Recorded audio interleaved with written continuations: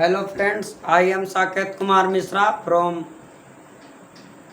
विद्या coaching centre main. और आज हम लोग पढ़ने वाले हैं 10वां क्लास के लेसन नंबर 7 नियामक या निर्देशांक ज्यामिति। लेसन 7 में आपको पढ़ना है नियामक या निर्देशांक ज्यामिति।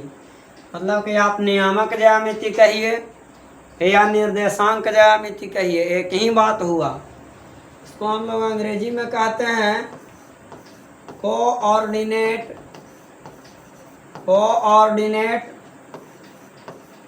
ज्योमेट्री। और ये हो गया हमारा कोऑर्डिनेट ज्योमेट्री चैप्टर, जिसको हिंदी में बोलते हैं नियामक या निर्देशांक ज्यामिति। तो सबसे पहले इस लेसन 7वां को पढ़ने के लिए हम लोग पहले परिभाषा जानेंगे कि नियामक ज्यामिति या निर्देशांक ज्यामिति कहते किसको हैं, आखिर होता क्या है नियामक या निर्देशांक ज्यामिति। तो परिभाषा होता है कि गणित की वह शाखा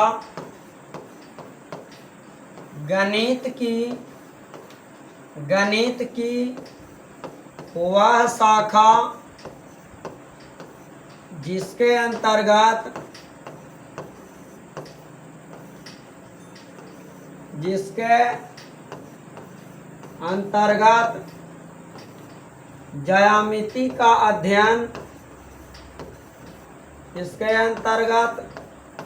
ज्यामिति का अध्ययन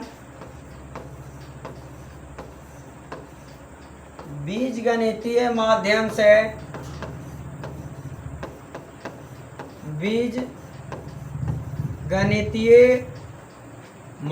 से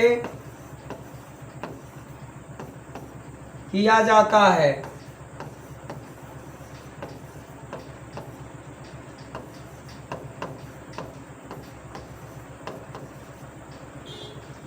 देखिए, गणित की एक प्रकार के ब्रांच है। जैसे मैथ में बहुत सारा चीज़ें आपको पढ़ने के लिए मिलता है। जैसे मैथ में आप बहुत सारा चीज़ पढ़िएगा। जैसे आप मान के चलिए कि गणित पढ़ रहे हैं तो आप बहुत सारा शाखा पढ़ते हैं, क्षेत्रमिति पढ़ते हैं। क्षेत्रमिति का मतलब क्या हुआ कि जब आप गणित पढ़ते हैं तो उसमें आप क्षेत्रमिति पढ़िएगा। मेंसुरेशन का मतलब ये है मेरे भाई कि जैसे गणित आप पढ़ रहे हैं तो उसमें आप पढ़िएगा बेलन, शंकु, घन, घनाभ, ये सब चीज़ों के बारे में पढ़िएगा। वृत्त, आयत, वर्ग, समलंब, चतुर्भुज, ये सब का क्षेत्रफल निकालने के लिए हम लोग पढ़ते हैं क्षेत्रमिति में। तो ये भी एक गणित की शाखा है। दूसरा नंबर हम लोग पढ़ेंगे सांख्यिकी पढ़ते हैं। तो सांख्यिकी में भी पढ़ते हैं स्टैटिस्टिक्स, इसका नाम है स्टैटिस्टिक्स। तो सांख्यिकी में हम लोग माध्य, माध्यिका, बहुलक पढ़ते हैं। अलजेब्रा में हम लोग पढ़ लेते हैं बहुपद, द्विघात समीकरण, दो चर वाले रैखिक समीकरण। तो गणित की एक प्रकार की ये भी शाखा है जिसको हम कहते हैं नियामक ज्यामिति या निर्देशांक ज्यामिति कहते हैं। मतलब ये भी एक प्रकार के मैथ का एक ब्रांच है, समझे कि नहीं। तो इसको हम लोग बोलते हैं नियामक या निर्देशांक ज्यामिति बोल सकते हैं, ठीक ना। तो ये सब चीज़ें हैं। अब एक बात है कि गणित की वह शाखा, मतलब गणित में पढ़ने वाला वैसा चैप्टर, वैसा ब्रांच है, ये वैसा ब्रांच सा है जिसके अंतर्गत ज्यामिति का अध्ययन, जो ज्योमेट्री है उसकी पढ़ाई हम लोग बीजगणितीय माध्यम से करेंगे, एक्स वाई के फार्मूला के तहत करेंगे। जैसे मान के चलिए कि दो बिंदु के बीच की हमको दूरी निकालना है, क्या होता है निर्देशांक ज्यामिति में। अब जैसे हमको मान के चलिए कि हमको जैसे ये त्रिभुज है, मान लीजिए कि ये त्रिभुज है। अब ये त्रिभुज के हमको क्षेत्रफल निकालना होगा। तो जैसे ज्यामिति में कैसे फार्मूला होता है ना, उसी तरह से इसको फार्मूला लगा के हम लोग निकालेंगे। तो मतलब बीजगणित है। त्रिभुज के आकृति के बारे में पढ़ना कहाँ है, ज्यामिति में पढ़ने के लिए है कि त्रिभुज बनता कैसे है कि नहीं, त्रिभुज में आखिर आकृति कैसा होता है, कोण, भुजा, ये सब साबित करने के लिए। और इसका क्षेत्रफल के बारे में जब हमने निकालेंगे ना क्षेत्रफल, तो हम लोग बीजगणित के फार्मूला से निकालते हैं। 1/2 into x1 into x2 minus x3 ये सब जो आगे डॉट डॉट फार्मूला है, तो ये क्या है? लग रहा है कि अलजेब्रा के फार्मूला बना रहे हैं, लेकिन पढ़ रहे हैं किस चीज़ में? निर्देशांक ज्यामिति में हम लोग ये सब चीज़ पढ़ रहे हैं। तो ये हुआ आपका निर्देशांक ज्यामिति। और निर्देशांक ज्यामिति जो है, निर्देशांक ज्यामिति के सबसे पहला बात जो गणितज्ञ ने अध्ययन किया था, इसके बारे में जो खोजा, बहुत सारा विश्लेषण किया। मतलब जैसे नियामक ज्यामिति है, तो इसके बारे में कौन बताया इतना सारा बात कि नियामक ज्यामिति में क्या क्या होता है? तो यह बताने वाले थे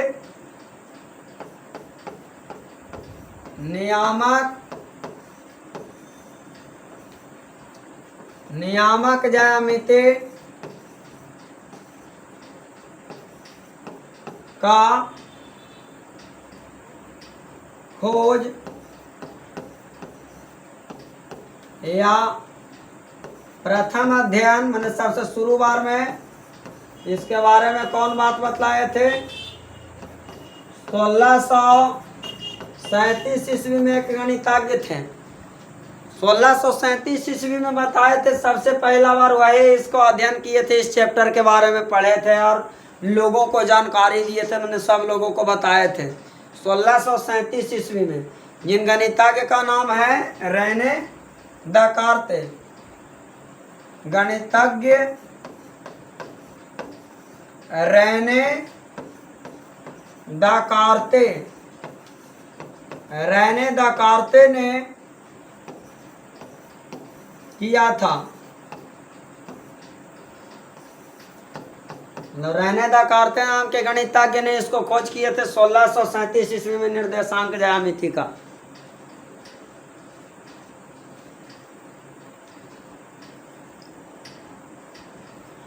तो देखिए हम लोग इसमें मैथ जो निर्देशांक ज्यामिति में जो ज्यामिति के बारे में पढ़ेंगे, तो बीज गणित के फार्मूला लगा के और तब इसका हम लोग मान निकालेंगे, ठीक ना? तो यह हुआ मेरा निर्देशांक ज्यामिति। यानी कि जब भी हम लोग से पूछेगा कि नियामक ज्यामिति के खोज या इसका बारे में अध्ययन कौन किए थे, तो 1637 ईस्वी में गणितज्ञ कौन बताए थे? रेने देकार्ते ने किए थे।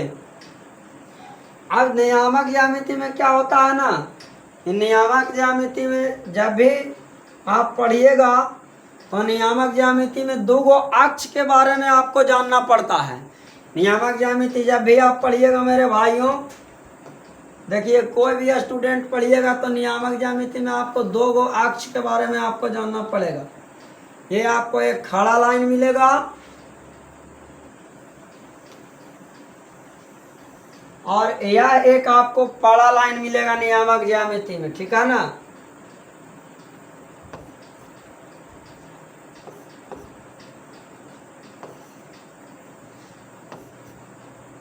यह नियामक ज्यामिति का ये अक्ष है।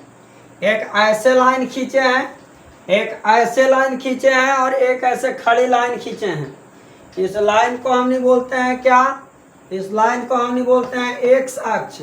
यह जो ऐसे जो सुता हुआ जो लाइन है, ऐसे जो ये पड़ा हुआ जो लाइन है, उसको हम नहीं बोलते हैं एक्स अक्ष। इधर एक्स डैश रहेगा। डैश किस लिए रहेगा? डैश इसलिए रहेगा क्योंकि ये उल्टी साइड में है। जैसे देखिए ये हम लोग के हाथ के बायां तरफ है, तो ये बायां तरफ वाला को एक्स डैश लगा देंगे और इधर वाला को एक्स रहेगा। ये पॉजिटिव साइड है। पॉजिटिव के मतलब कि जो हम पा रहे हैं ना ये एक्स अक्ष, उस पर कोई ना कोई संख्या लिखाएगा, गिनती के संख्या लिखाएगा। गिनती के संख्या का मतलब कि इस पर हम 1 2 3 4 ऐसे करके हम लिखेंगे। और ऊपर वाला को बोलते हैं वाई और सबसे नीचे वाला को बोलते हैं वाई डैश। यानी कि ये जो हमारा लाइन है, ये जो मेरा लाइन है, इसको हम नहीं बोलते हैं, यहाँ से लेकर के शुरू से लेकर अंत तक को बोलते हैं एक्स अक्ष बोलते हैं। और ये जो मेरा लाइन है, यहाँ से लेके पूरा को हम वाई अक्ष बोलते हैं, इसको बोलते हैं वाई अक्ष, ठीक है ना? तो एक्स अक्ष रहता है ऐसे और वाई अक्ष रहता है खड़ी, ठीक ना? तो इस सुतल वाला जो लाइन है वो एक्स अक्ष और ये खड़ी वाला जो लाइन है ये वाई अक्ष है मेरे भाई। याद रखिएगा मेरे प्यारे साथियों, सुतल लाइन को एक्स अक्ष, सुतल लाइन को एक्स अक्ष और खड़ी लाइन को वाई अक्ष बोलते हैं नियामक ज्यामिति में। तो आप लोगों ने और सीख गया होंगे कि यहाँ पे एक्स अक्ष किसको बोलते हैं और वाई अक्ष हम लोग किसको बोलते हैं, है कि नहीं। अब यहाँ पे क्या होगा, यहाँ पे वाई होगा और नीचे वाई डैश होगा, यहाँ पे एक्स होगा, एक्स एक्सिस होगा और यहाँ पे एक्स डैश होगा। और यहाँ पे जो भी रहेगा एकदम यहाँ पे देख रहे हैं ना, यहीं पे ना कटान बिंदु है, मतलब यहाँ पे पड़ा हुआ लाइन और यहाँ पे खड़ी लाइन दोनों आपस में क्या हो गया है, कट गया है। जैसे देखिए ऐसे कट गया है कि नहीं कट गया है। तो ऐसे जो सुतल लाइन है और उठल लाइन जो खड़ी है, यानी कि क्षैतिज लाइन और उदग्र लाइन जहाँ पे कट गया है, तो ये कटान बिंदु एक बोलेंगे। इसका नाम है कटान बिंदु, या इसी को हम लोग बोल सकते हैं दूसर का नाम मूल बिंदु। इस बिंदु को कटान बिंदु बोलिए चाहे मूल बिंदु बोलिए, एक ही बात हुआ। कटान बिंदु किसको बोलेंगे, जहाँ पे दोनों लाइन में कट जाता है ना, यहाँ पर देखिए यहाँ पर इसको कटान बिंदु बोलेंगे। इसका नाम है कटान बिंदु या मूल बिंदु, जहाँ पर कटता है उसी को बोलेंगे, ठीक ना। और इसको बोलेंगे एक साक्ष, पूरा वाला को यहाँ से लेकर के यहाँ तक के पूरे को एक साक्ष बोलेंगे, इना के यहाँ तक के आधा के ना, पूरे के बोलेंगे एक साक्ष, यहाँ से लेकर के और पूरा यहाँ तक को एक साक्ष, और ऊपरे से लेकर के नीचे तक को बोलेंगे वाई अक्ष बोलेंगे, ठीक है ना। अच्छा, कटान बिंदु या मूल बिंदु को अंग्रेजी में बोलते हैं क्या, ऑरिजिन, ऑरिजिन पॉइंट बोलते हैं मूल बिंदु या कटान बिंदु को। मूल बिंदु या कटान बिंदु को हम अंग्रेजी में बोलते हैं क्या, ऑरिजिन पॉइंट बोलते हैं। तो इसको हम लोग शॉर्टकट में ओ अक्षर से भी सूचित कर सकते हैं। इसको हम लोग मूल बिंदु या कटान बिंदु को हम लोग शॉर्टकट में क्या बोल सकते हैं, ओ बोल सकते हैं, क्योंकि इसका पहला अक्षर क्या है, ओ से स्टार्ट हो रहा है, इसलिए मूल बिंदु को कोई चीज से सूचित करेंगे, ओ अक्षर से सूचित करेंगे, ठीक है ना।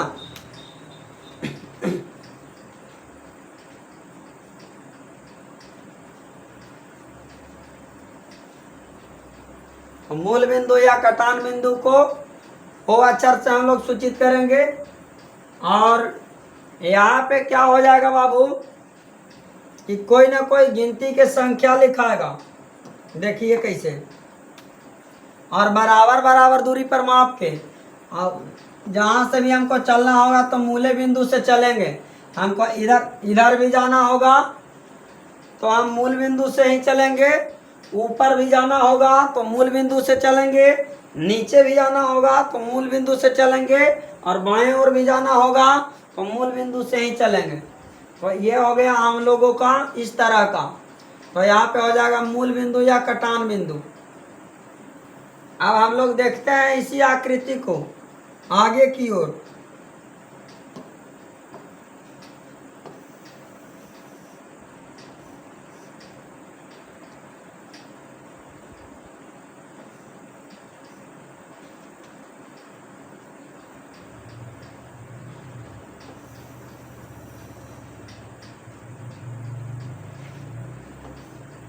तो ये रहा हम लोगों का एक्स अक्ष।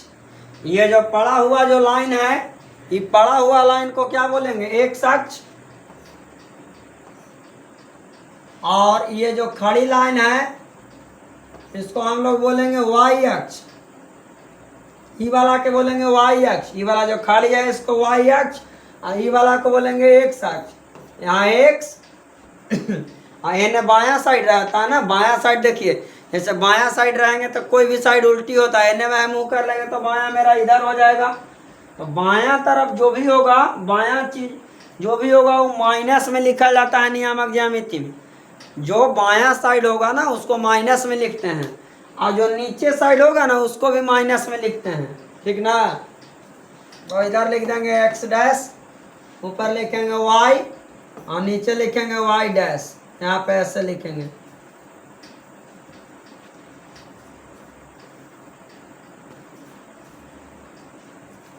यहाँ पे लिख देंगे वाई डैश, और यहाँ पे मेरा था मूल बिंदु या कटान बिंदु। यहाँ पे मेरे था मूल बिंदु या कटान बिंदु, जिसको हम ओ अक्षर से सूचित किए थे मूल बिंदु या कटान बिंदु को?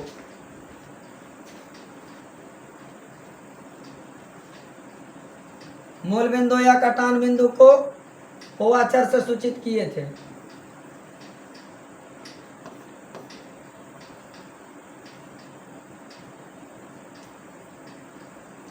तो यहाँ पे ओ हो जाएगा और यहाँ पे नाप के कोई ना कोई बराबर बराबर जगह पे कोई ना कोई संख्या लिखेंगे। यहाँ पे एक ओ से लेकर के जितना दूरी पर एक है उतने बराबर दूरी पर हम लोगों को 2 देना होगा और उतने बराबर दूरी पर 3 लिखना होगा, उतने बराबर दूरी पर 4 लिखना होगा और उतने बराबर दूरी पर 5 लिखना होगा, इधर 6 लिखना होगा। और एक बात और है मेरे भाई, हम इधर की ओर बढ़ा भी सकते हैं, किधरों हम बढ़ा सकते हैं, इधर से भी बढ़ा सकते हैं, ऊपर से भी बढ़ा सकते हैं। मैंने मेरा जैसा जरूरत रहेगा, मान के चले कि कोई मैथ में हमको बढ़ाने की जरूरत पड़ गया तो हम इसको बढ़ा भी सकते हैं।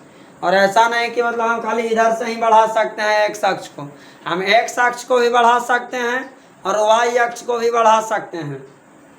तो ये 6 तक लिख दिए। मेरा मन करेगा तो इसको बढ़ा करके हम 7, 8, 9, 10 भी लिख सकते हैं। अब एक बात आओ है कि जो बात इधर जो लाइन पर हम लिखे एक्स अक्ष के कौन साइड हुआ, इन्हें सब संख्या प्लस में लिखे हैं, 1, 2, 3, 4, 5, 6 सब प्लस में है। अब ई पट्टी भी वही बात लिखाएगा, लेकिन ई पट्टी भी वही बात लिखाएगा, लेकिन अंतर क्या है कि वही बात लिखाएगा लेकिन माइनस में लिखाएगा।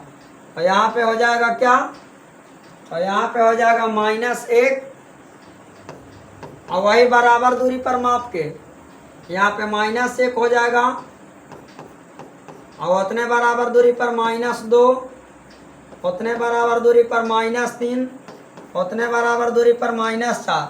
अब ये कोई ज़रूरी नहीं है कि हम इस तरफ 6 लिखे हैं, ये कोई ज़रूरी नहीं कि हम इस तरफ 6 लिखे हैं तो ई पट्टी भी 6 तक लिखना जरूरी है, ऐसा कोई ज़रूरी नहीं है।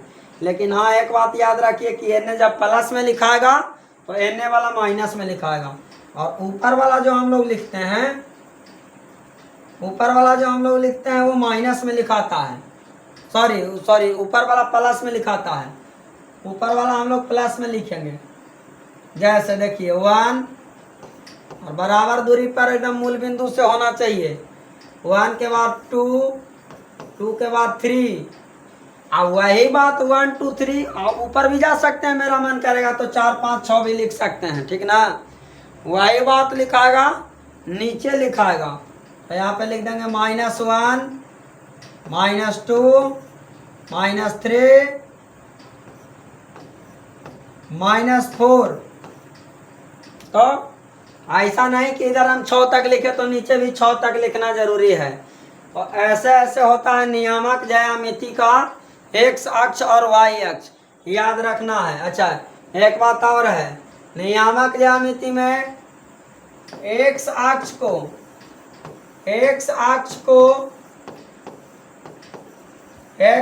को हमने भुज कहते हैं। एक्स अक्ष का दूसरा नाम क्या है मेरे प्यारे साथियों? एक्स अक्ष का मेरे भाई दूसरा नाम भुज है। एक्स अक्ष का दूसरा नाम क्या है बाबू? एक्स अक्ष को भुज भी कहते हैं, एक्स अक्ष को भुज भी कहते हैं। और वाई अक्ष का दूसरा नाम कोटि। वाई अक्ष को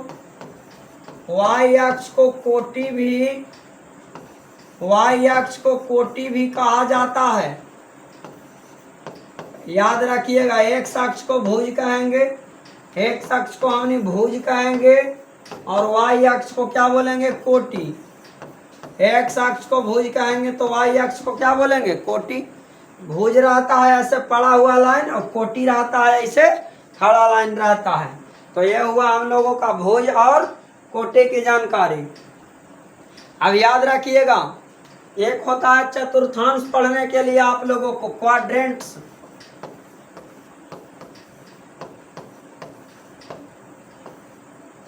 चतुर्थांश को अंग्रेजी में कहते हैं क्वाड्रेंट्स या इसी को पाद बोलते हैं। चाहे तो आप चतुर्थांश बोलिए या पाद बोलिए, एक ही बात होता है कि नहीं? तो चतुर्थांश का मतलब जैसे कि आप नामे में देख रहे हैं कि चतुर्थांश का मतलब कि 4 चीज कोई ना कोई के चर्चा चलेगा। अब देखिए जब ई वाला लाइन, जब ये वाला लाइन जो है मेरे भाई एक्स अक्ष और ये ऊपर से वाई अक्ष, जब ये कटता है ना तो कटने पर कै गो घर बनेगा? ऐसे कटने से 4 गो घर बनेगा। देखिए 4 गो बनेगा। एगो तो बनेगा इधर, एगो तो घर इधर बनेगा, दूसरा इधर, तीसरा इधर और चौथा नंबर इधर। यानी कि एक्स अक्ष और वाई अक्ष को कटने से कितना घर बनता है? 4 घर बनता है। ठीक ना, जिसको हमने क्या बोलते हैं तो चतुर्थांश बोलते हैं। एक्स अक्ष और वाई अक्ष को कटने से जो बनता है उसे क्या बोलते हैं? चतुर्थांश बोलते हैं। और ये रहा हम लोगों का, इसका नाम है पहला चतुर्थांश। पहला चतुर्थांश। पहला चतुर्थांश किधर रहता है? इधर रहेगा। पहला चतुर्थांश इधर रहेगा। ठीक ना, और ये दोनों चीज का चिन्ह प्लस में रहेगा। एक वाई वाला भी प्लस और एक्स वाला भी प्लस, यानी कि एक्स अक्ष के मान भी प्लस में और वाई अक्ष के मान भी प्लस में। अब इसका नाम है क्या? ये है आपका दूसरा, ये है दूसरा चतुर्थांश। इसमें क्या होता है कि पहला माइनस में रहेगा और दूसर का अवयव कोची में रहेगा? पहला माइनस में और दूसर का प्लस में। फर्स्ट वाला एक्स अक्ष जो रहेगा माइनस में और वाई अक्ष कोची में रहेगा? प्लस में रहेगा। तृतीय चतुर्थांश, ये है तृतीय चतुर्थांश, और इसमें एक्स भी माइनस में रहेगा और वाई भी माइनस में रहेगा। यानी कि इधर भी माइनस, एक्स अक्ष और वाई अक्ष दोनों के दोनों माइनस में रहेगा। और ये है चतुर्थ चतुर्थांश, मतलब चौथा चतुर्थांश है, जरा में पहला वाला एक्स अक्ष प्लस में होगा और वाई अक्ष माइनस में होगा। देखिए इधर एक्स पॉजिटिव साइड है कि निगेटिव साइड? डैश लगल रहेगा ना तो माइनस में होता है। और पहले लिखाता है कौची के मान? नियामक ज्यामिति में जब भी कोई चीज लिखाएगा ना तो जोड़ा में लिखाएगा। इस बात को याद रखिएगा। मतलब नियामक ज्यामिति में मान के चले कि कोई 7 लिख दिया और पूछा कि नियामक ज्यामिति के अवयव है कि नहीं, तो बोलिएगा कि नहीं। काहे? क्योंकि नियामक ज्यामिति में जब भी लिखाएगा ना तो जोड़ा अवयव लिखाता है। जैसे कोई पूछेगा कि 7,2 नियामक ज्यामिति के अवयव है, तो बोलिएगा कि हाँ है। काहे? काहे कि एक्स के मान है, ये 7 जो है ना, ये 7 तो ये 7 जो है से एक्स के जगह पर है, एक्स अक्ष के मान है। आई किसका मान है? वाई का मान है। यानी कि नियामक ज्यामिति में जब 2 गो अक्ष होता है तो एगो एक्स वाला बिंदु रहेगा, एगो वाई वाला बिंदु रहेगा। जब तक 2 बिंदु नहीं रहेगा तब तक हम उसको नियामक ज्यामिति नहीं कह सकते हैं। ठीक ना, इसलिए एक्स और वाई का होना बहुत जरूरी है। जब भी लिखाएगा ना तो जोड़े लिखाएगा, जब भी लिखाएगा तो जोड़ा में लिखाएगा, यानी कि 2 गो लिखाएगा। ठीक है ना मेरे भाई?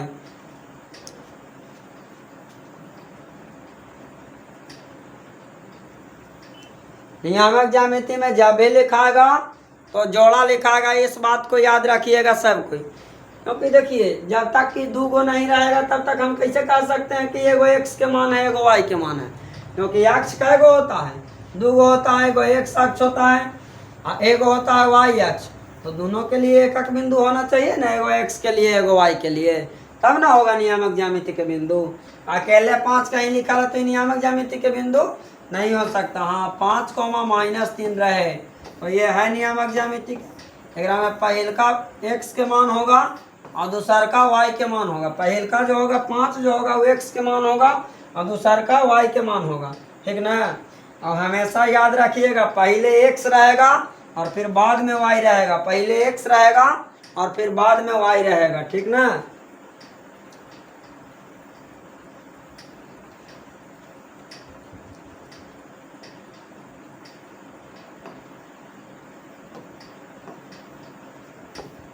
एक्स अक्ष और वाई अक्ष के कटान बिंदु को मूल बिंदु कहते हैं। मूल बिंदु कहते हैं।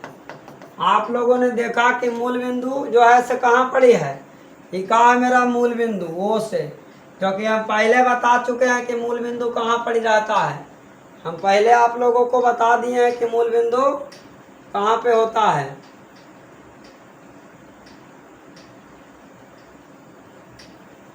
तो यह है हमारा मूल बिंदु जिसको हम ओ से सूचित किए हैं। यही है ओरिजिन पॉइंट मूल बिंदु, ठीक है ना। और देखिए ये है एक्स अक्ष और यह है वाई अक्ष, और इसी को कटान बिंदु, तो कटान बिंदु मतलब कि कहाँ पड़ी काटा, उसी को बोलते हैं मूल बिंदु। और मूल बिंदु का निर्देशांक होता है 0,0। मतलब अगर कोई संख्या यहाँ पड़ी रहेगा, कोई संख्या यहाँ पड़ी रहेगा, तो उसका x का मान भी शून्य होगा और y का मान भी शून्य होगा। क्यों होगा? क्योंकि x अक्ष की तरफ बढ़ेगा तब ना कुछ होगा। यहाँ पड़ी बढ़े नहीं किया, एकदम यहाँ ही पड़े है। ये है ना तो इधर गया है ना तो ऊपरे गया है, ना तो नीचे गया है ना तो इन्हें गया है। तो जब यहाँ ही पड़ी रहबे करेगा तो उसका निर्देशांक क्या होगा? 0,0। इसलिए ऑब्जेक्टिव में पूछेगा कि मूल बिंदु का निर्देशांक कितना होता है, तो 0,0 याद रखिएगा। मूल बिंदु का निर्देशांक 0,0 होता है। मूल बिंदु का निर्देशांक 0,0 होता है। मतलब अगर कोई यहाँ पड़े है, अगर मतलब यहाँ पड़े कोई बिंदु है, यहाँ पड़े कोई ना कोई अंक है, तो यहाँ पड़े है तो मूल बिंदु पर है। और मूल बिंदु मतलब कि एकदम स्टार्टिंग पॉइंट, तो स्टार्टिंग पॉइंट पर 0। जैसे मान के चलिए कि हम जहाँ से बस स्टैंड पर से गाड़ी चलाना स्टार्ट करते हैं, तो बस स्टैंड पर एकदम गाड़ी के मीटर एकदम शून्य कर दिए, तो गाड़ी को कहीं बस स्टैंड से ले जाएंगे तब ना उसका जो है से मीटर बतावेगा कि 2 किलोमीटर चला कि 4 किलोमीटर चला। हम बस स्टैंड पर एकदम खाली रख लें, जहाँ पर इसे एकदम चलेला शुरू किए हैं, तो क्या होगा? 0 ना होगा। तो यहाँ पे इसीलिए समझिए कि यह स्टैंड बिंदु है। एकदम यहाँ से चलेला कहीं ऊपरे जाएगा, इन्हें जाएगा तब ना कोई मान होगा। एकदम यहाँ ही पड़े रहेगा तो 0,0। और बाकी के हम आगे की जानकारी नियामक ज्यामिति के बारे में हम आपको कल बताएंगे मेरे भाई। और जो मेरे चैनल पर नए विद्यार्थी वीडियो को देखेंगे, मेरे चैनल को सब्सक्राइब करिएगा। और वीडियो अगर आपको खूब अच्छा लगेगा तो मेरे वीडियो को आप लाइक करिएगा मेरे भाई, और सभी दोस्तों के पास शेयर कीजिएगा।